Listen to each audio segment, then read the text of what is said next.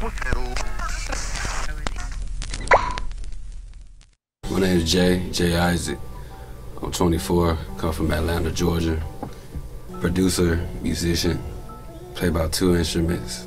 I started playing music around the age of 4. Like my dad exposed me to music before I was even born. Like putting headphones on my mom's stomach, playing John Coltrane. That's probably why I love jazz and sax so much. Till about 13, 14. And then from then on out, I just taught myself how to play. From then, developed my own style. Well, I think music has no barriers. Like, no matter what country I go to, everybody enjoys music. You know, of course, the ear is different. Japan and Taiwan are the complete opposite side of the world. I definitely picked up a lot of influence from being out here in East Asia. I did some research and listened to some really old school Chinese music, and I mean from feudal era where they're fighting with swords and bows and arrows all the way up until like even Taiwan's Mando pop, Japan's J-pop, even like originally American music in Asia, even that in itself is different. Like if you go to Japan or Taiwan and you listen to the jazz or you listen to the hip hop, of course it's gonna be different. I personally think there's an art to sampling. You know, not everybody can sample. Like just finding, it can be one sound in the sample. It doesn't need to be a straight shot sample. It can just be one sound or one noise. You can reverse it, you can play with it. You have to make it on time. You have to make sure the key is right. You have to make sure the tempo, the BPM, everything is matched up perfectly. There's definitely an art. You can't learn anything without practice. I've seen people that have like no talent pick up something and just try for years and years and years and years and stuck with it and practice. If you can have a teacher, that helps even more. But nowadays you don't really even need a teacher. You have the internet. You can go on YouTube and have somebody teach you how to play an instrument. It's up to you if you want to learn or if you don't want to learn, but you can definitely do it. Well, there's a difference between a musician and a record producer. To me, they're two different. Yes, they go well, they blend, they come together very well, but these are two different professions. If somebody's interested in becoming a musician, you have to learn an instrument, but you can be a musician and just be a singer.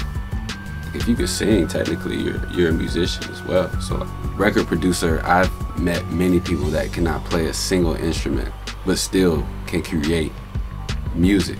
So if you create music but you don't play an instrument, are you still a musician? I mean, that's up to you to decide. Like, I don't really try to think too much about the two, but you can go with or without it. It's all on your drive, your creativity. I'm just here in Taiwan making music, learning with everybody else, you know, growing, getting inspired and influenced from everything around me, just taking everything in, like one step at a time. If somebody wants to work with me, I'm always open. I'm always looking for new talent seeking. You know, in places that are so small, it's easy to find and really look at the talent and magnify. It's like a magnifying glass over the island. Like if somebody's doing something, like you kind of have to see it because the island is so small. So if I see somebody that's really genuinely talented, then I'll reach out to them. And the same, like with Taiwanese people, not a lot of people have the opportunity to meet somebody, you know, from America doing what I'm doing. Like it's not really too heard of inside Taiwan. So if there's any opportunity that I have to teach or share my talent with somebody else, I'm more than happy to do that. But as far as like trying to change anything or have a specific like agenda or goal, is really just to be as musically creative as possible while I'm here. Man, usually my music is driven off heavily off emotions. So it really just depends on what I'm going through at that time. I can go to a temple in Taiwan, very far away, like from everybody, and just sit there and look around the mountain. The first thing that comes to my head, or instrument or sound that I hear when I'm looking at my surroundings and nature, then I just go back home and try to put my feelings into something that you can listen to and you can understand how I feel in that moment. That's my number one goal when I make music, is if you can listen to something that I create and you can feel the same feeling, the same inspiration that I had in that moment, and it can translate to you.